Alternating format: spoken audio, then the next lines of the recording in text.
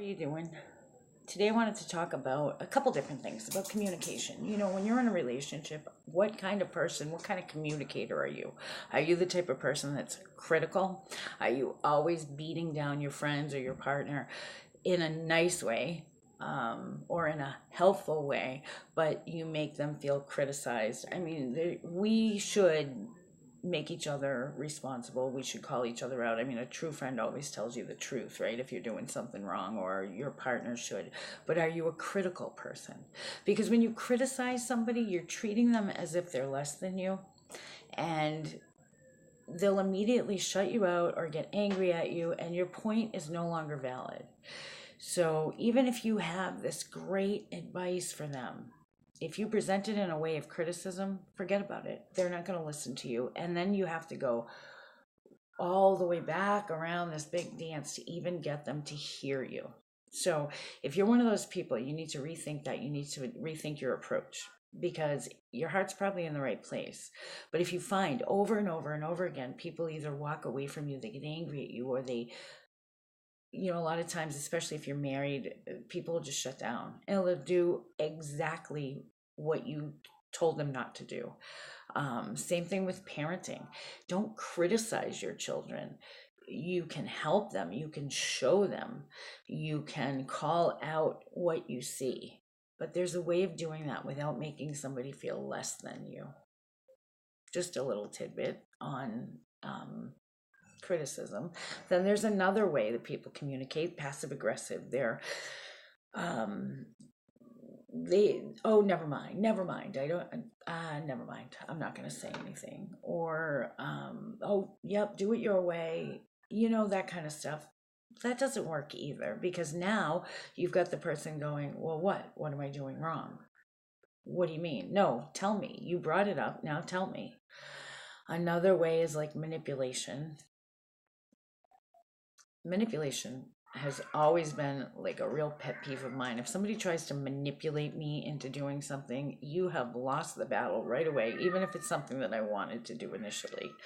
I remember I had this friend, and that's the only way she knew how to communicate. She's since passed on, but I remember she had this boyfriend, Dan, and Dan would have done anything for her. He adored her. He just adored her. Well, one day she was at work and she called me up and she was so angry at Dan. And I said, well, what's the matter? And she said, well, I'm hungry. They were supposed to go out to dinner. This is, I mean, a simple little thing, but they were supposed to go out to dinner, but she had to work late. So he called her and asked, what time should I pick you up? And she said, well, I have to work late. And he said, okay, then we won't go out to dinner. And she's like, but I'm really hungry. He's like, okay, then we will go out to dinner. And she said, I just told you I can't go out to dinner. And he said, okay. And he stopped there. He wasn't sure where to go next. And she got really mad at him and hung up on him. He called her back. He's like, can I come by and maybe bring you something? And she's like, no, forget about it. So I asked her, what are you so angry at him for? You're the one that had to cancel. What is the problem? And she said, he should have known right away that I was hungry and to bring me something. And I said, well, he called you back and asked you. She's like, no, too late. So instead of saying to him, Dan, I would really like you to bring me a sandwich, she kept saying, I'm hungry. I'm hungry. I can't go out. Trying to manipulate him into doing something. Another thing she would do is say, gee, I'd really like to go to the beach. Boy, I'd love to go to the beach. I don't have a car, or I don't like to drive in that traffic. She'd do this kind of stuff to me all the time, hoping that I would say, well, I'll drive, let's go to the beach. Instead of saying, hey, Lori, would you like to go to the beach? I know it's little things, but it can really irritate somebody. And if they're like me, when the manipulation starts, they're going to shut down. They're not going to go, even if they want to go to the beach, they're not going to offer it. So, I mean, it really matters. Communication matters so much. And I know that a lot of times a lot of people will take you at face value. So, say you go out with somebody and you really like this person, but you don't want to see. So many people get caught up in, I don't want to seem desperate. I don't want them to think this. I don't want them to think that. Well, you know what? We all hate rejection. There's not one person in the world, male, female, child, adult that wants to be rejected. Nobody. But really, what is the difference? Don't play the game, okay? Because not everybody's good at playing the game. Not everybody wants to play the game. A lot of times, if you go out with somebody and you act like you just want to be friends, they're going to take you at face value and they're just going to be friends. Why not take a chance? Yes, you may be rejected, and they may say to you, no, sorry, I just want to be friends. But you've taken that chance. You can't go back and say, well, I wish I could. I wish I would have said this. So communication, if you're not a good communicator, you need to really work on that. And I am a life coach and I can help you with those things. So if you'd like to make an appointment or if you'd like to go through like an online program, message me. But that's not what this is about.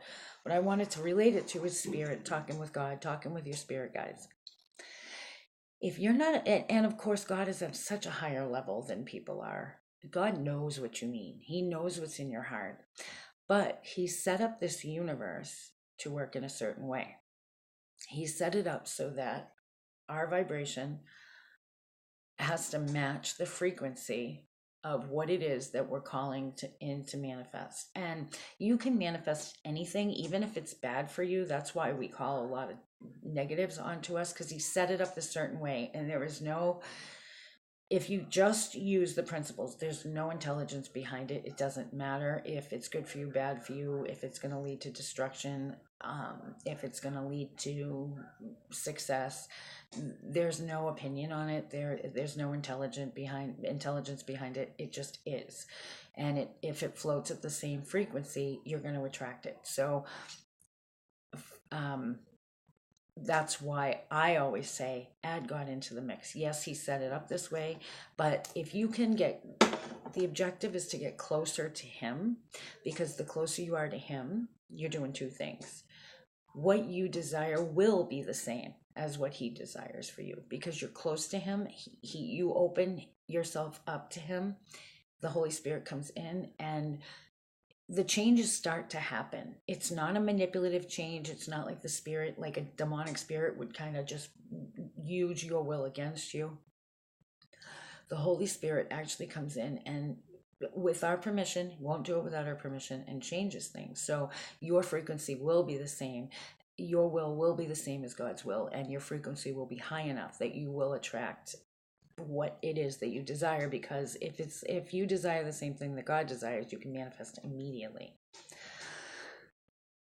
But words, he also gave us words, are powerful. They are very powerful. It even says in the Bible that the smallest member of the tongue is one of the most powerful members of our body.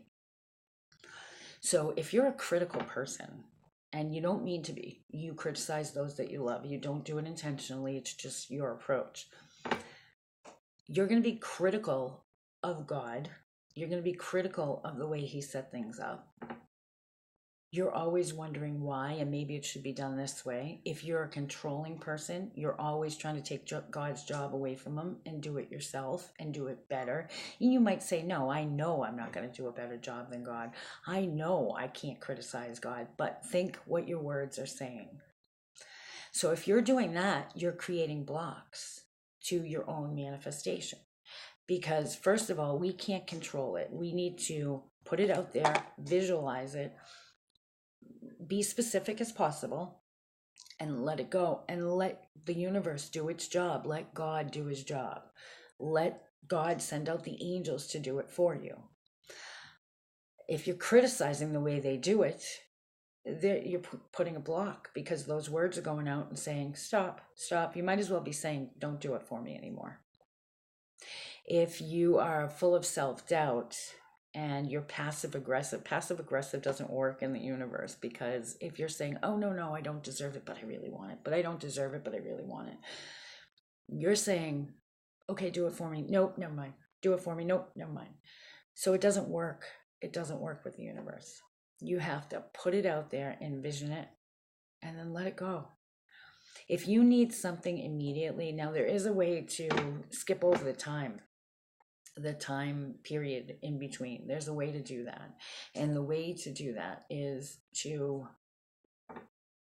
basically that time only exists in this reality, in this realm.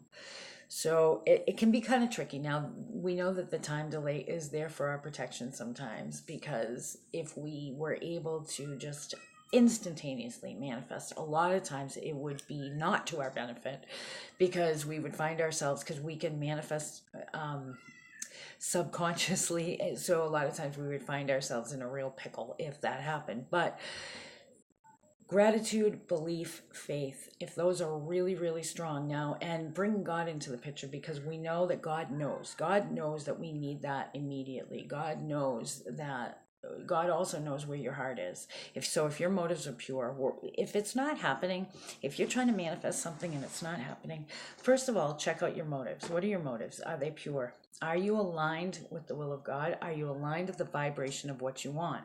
Because if deep down you're saying, it's impossible, or if, say, you need so much money, I'll just use money because we all need money, and you need it by a certain time, and you've thrown it out there, you've put it out there, and then you proceed to worry about it and to seek ways to make that money on your own, to take control of the situation.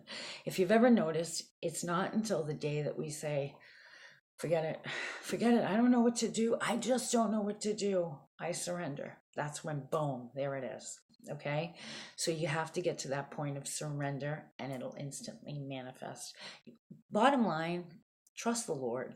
Okay, trust the Lord and the way He set things up. This is the way He did it. We don't ever question different laws. We don't quit, like laws of physics. We don't question the the laws of matter. We don't question it. If we're gonna sit in a chair, we don't sit there and doubt that chair is gonna hold us. You know, we don't doubt the sun's gonna come up in the morning or go down at night.